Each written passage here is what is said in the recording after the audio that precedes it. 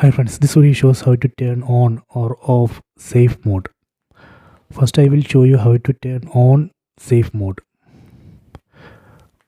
Go to settings, select this settings icon, go to system, go down and select restart. Then press and hold OK button on the remote.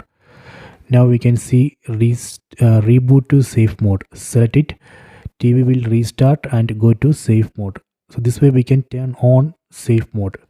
Next I will show you two methods to exit from safe mode. Method 1.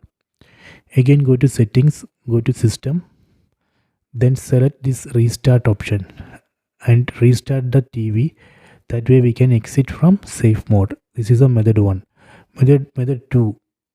Just power off and power on the TV, or unplug the power cable, then again plug it and turn on the TV. That way we can exit from safe mode. These are the two methods to exit from safe mode.